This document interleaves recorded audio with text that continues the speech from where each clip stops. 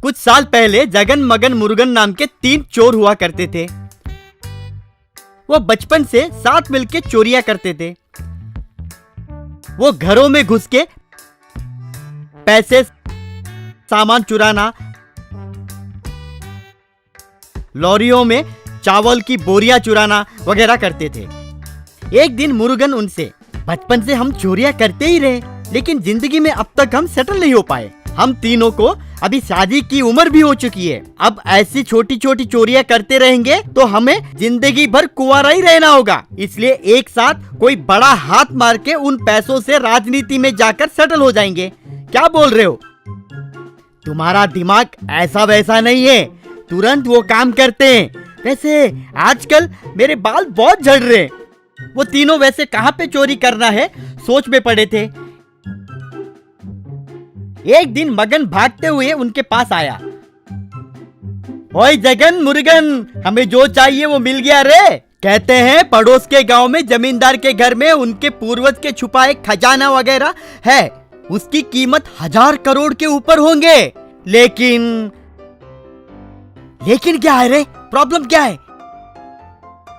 उस घर की रखवाली के लिए 30 पुलिस हैं और 30 पुलिस के कुत्ते भी हैं। उतना ही नहीं, घर के चारों तरफ इलेक्ट्रिक फेंसिंग भी डाले। मैं जाके देख कर आया। हम उस घर में जाना असंभव है।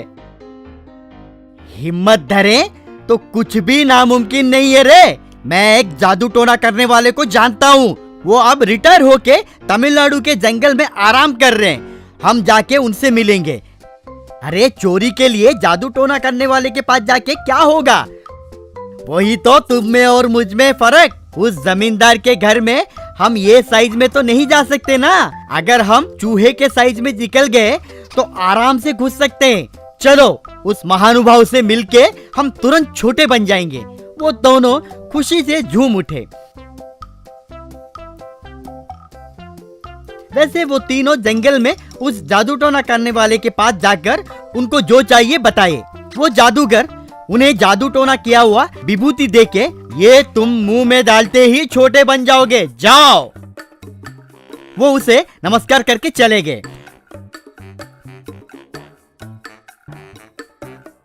गांव में आए तीनों चाबी तैयार करवाए। ये यूनिवर्सल चाबी है रे, इससे हम कोई भी अलमारी खोल सकते हैं। अब सब कुछ तैयार हो गया है। अब तुरंत जाके उस विभूति को मुंह में डालते हैं। चलो। तब वो तीनों मुंह में विभूति डाले। बस बात खत्म। वो सब लिलीपुट में बदल गए। उस चाबी को देखकर मगन, अरे ये चाबी क्या है रे, इतना बड़ा हो गया। उसके सर पे एक मार के, चाबी बड़ा नहीं हुआ रे कम्बट, हम छोटे बन गए, भूल गया क्या? वो तीनों उस चाबी को उठाकर जमींदार के घर के कंपाउंड में एंटर हुए। वो तीनों पुलिस के कदमों से बचकर अंदर जाने लगे। वो वैसे अंदर गए। वहां पे एक बड़ा अलमारी था। वो उस चाबी को उस अलमारी के छेद में डाले, जबरन उसे घुमा लिए। वो अलमारी खुली। उसमें सोने की जेवरात और हीरे मोतियां देखकर खुश हुए। वैसे तीनों उन खजानों को सर पे रख के बाहर आए। कुत्तों के पैरों के बीच में से वो निकल गए। वैसे वो तीनों एक हफ्ता मेहनत करके उन खजानों को उनके गुफे तक पहुंचाए। आखिर हमने हासिल किया है। लेकिन हम अपने असली रूप में आने के लिए वो जादूगर हमें कोई विभूति क्यों नहीं दिया? चल जाके पूछते हैं। क्या पूछेंगे भाई? मुझे अब भी याद आया, वो जादूगर को किसी भी चीज को तोड़ना ही आता है पर जोड़ना नहीं आता है। इसलिए उन्हें जादूगर के संगठन के सदस्य सभी उन्हें बहिष्कार करके जंगल में भेज दिए। अब हम मेहनत करके वहाँ पे गए भी तो कुछ हासिल नहीं होगा। तो जगन मुरुगन चौंक गए। क्या रे, मौत की खबर आराम से सुनाएगा? हम अब इस खजाने का क्या करेंगे रे?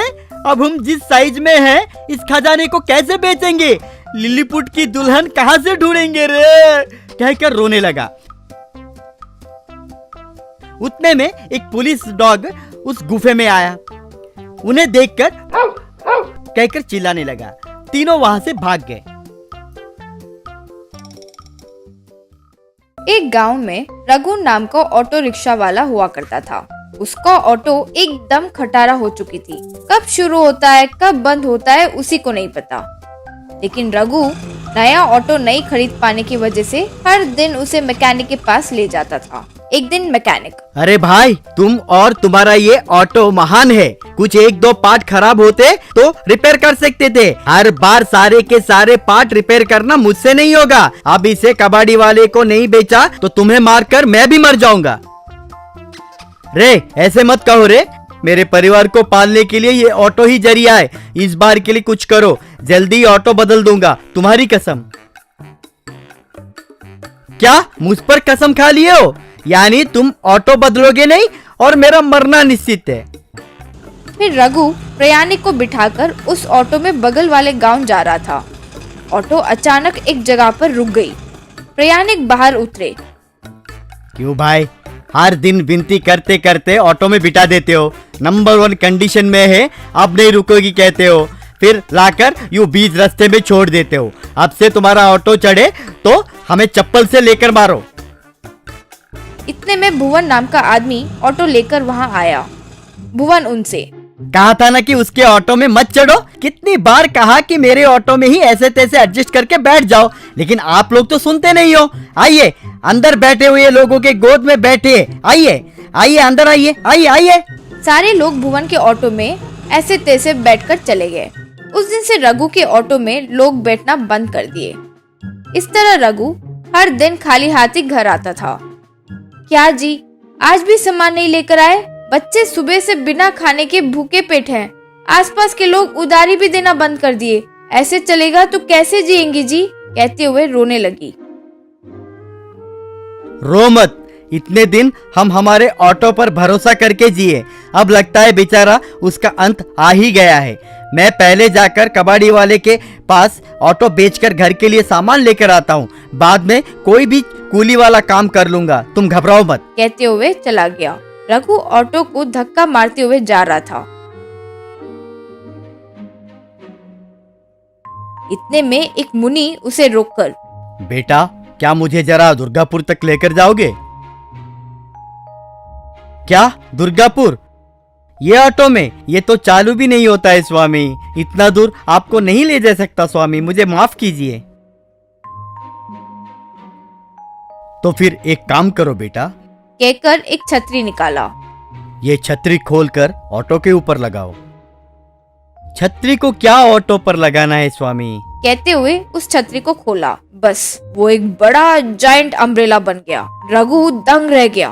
फिर रघु उस जायंट अम्ब्रेला को ऑटो के ऊपर लगा दिया। दोनों ऑटो में बैठे।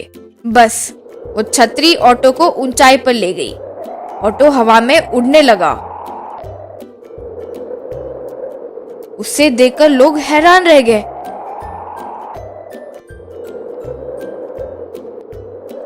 फिर वो छतरी ऑटो को दुर्गापुर ले गई। मुनि ऑटो से उतर के, मुझे मुफ्त में ऑटो में बिठाने के लिए ये छतरी मैं तुम्हें दे रहा हूँ। अब से तुम और तुम्हारा परिवार शांति से जियो बेटा। रघु उन्हें शुक्रिया अदा किया। उस दिन से वो गांव वाले रघु के ऑटो में खुशी से बैठने लगे। ऑटो के ऊपर मैं भी कहते कहते बैठने लगे। वो अम्ब्रेला उन्हें हवा में ले जाकर उन्हें उनके गांव पर छोड़ देता था। फिर रघु उस अम्ब्रेला को रिवर्स में घुमाकर केले के गुच्छे लाता था। उन्हें समुद्र से दूर रहने वाले लोगों तक पहुंचाता था। इससे उस गांव में केले के व्यापारी बहुत खुश हो जाते थे। इस तरह रघु अच्छे पैसे कमाकर अपनी पत्नी को दिया करता था। भगवान ने हम पर ऐसी कृपा की है। इस दौरान भुवन रघु से निंदा करने लगता। किसी भी तरह उस मायावी छतरी को छुड़ा लेना होगा, सोचता था। एक दिन जब रघु के घर पर कोई नहीं था तो भुवन जाकर उस मायावी छतरी को चुराकर बदले में कोई साधारण छतरी रख दिया। फिर भुवन उस जायंट छतरी को अपने ऑटो पर लगाया।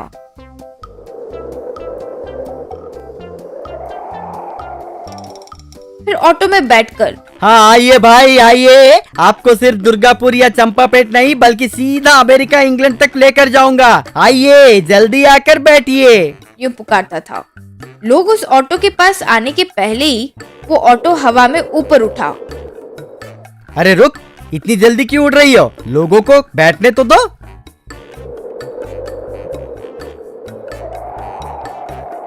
वो छतरी ऑटो को लेकर जाकर रेल पटरी पर रख दी। ये क्या, यहाँ क्यों रखा? कहते हुए घबरा गया। वो छतरी घूमकर रघु के पास चली गई।